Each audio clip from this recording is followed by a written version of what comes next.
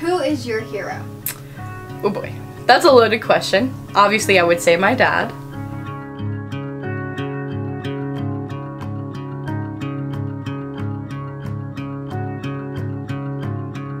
But there's a specific event that really solidified my father as my hero. It was May 31st, 2014, and my sister was turning 14 years old.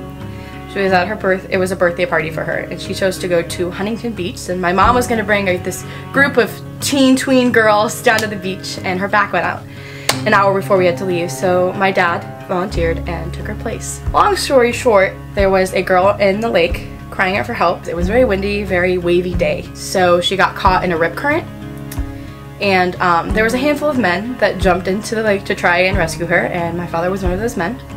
But he was the only one who reached her. He actually, we found out later on that his last words were, "Hi, my name is Pete, and you're gonna be okay." And so through that process, he was able to push her out of the rip current, but he got caught in the rip current himself.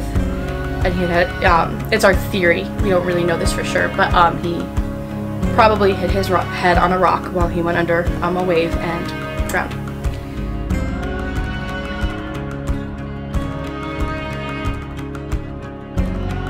I just remember visioning him coming out of the water and him getting rescued and me running up to him and me hugging him and saying, "Oh my gosh," and just thinking about how much would change at that point, how much my life would shift and how much I would appreciate life more and my father more.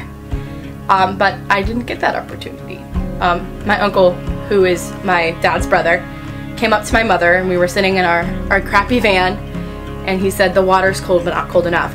The water is cold enough, it preserves the organs so that when we resuscitate, it's a higher chance of full recovery. He goes, "But the water is not cold enough, and it's been too long." And that's when I realized that he was gone. The word hero has a lot of weight in it to my story because I was there. I saw him do that heroic thing. There were so many people there because it affected so many people.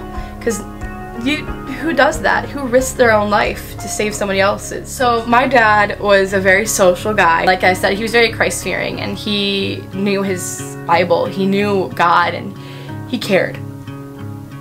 And I miss him. I miss him a lot. That's the hard thing, you know, and I found a lot of comfort in knowing that I'm going to see him again, and it's just been hard recently because I'm growing up and I'm at a point where I'm really proud of myself, and my dad was so good and encouraging. He was a very encouraging guy. Obviously I'm highlighting the qualities. My dad wasn't perfect.